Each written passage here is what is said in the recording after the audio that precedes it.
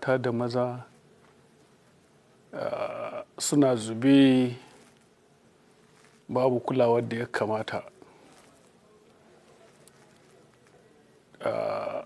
A matsayina na almajiri kuma gwargwado wanda Allah ya sauwaƙa ma abin da zai iya taimaka ma ta wannan gefe, na yi shawa na in ba da tawa gudunmuwa ga irin wannan aiki, saboda na san irin tanadin da Allah yawa wanda ya kura da maraye ko da ɗaya ne.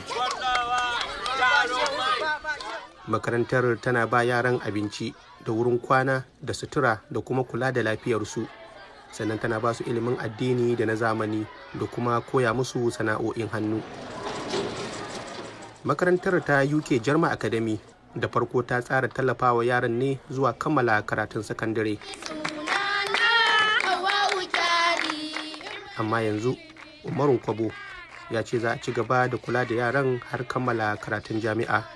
Akwai wani gida nawa da Abuja wanda ake biyan akalla miliyan 60 ake biya.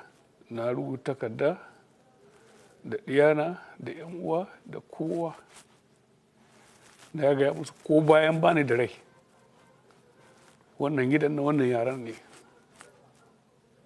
za a ci gaba da kula da su har university insha Allah.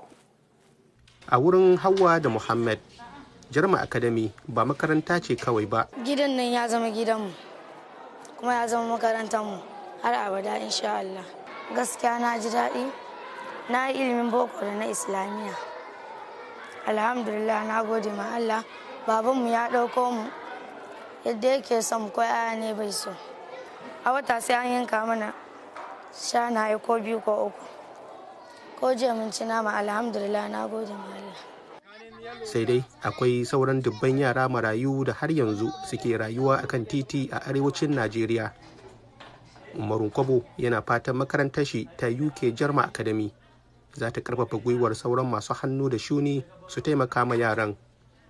Haruna Shehu Mararraban Jos, taskar VOA daga Sokoto a Najeriya.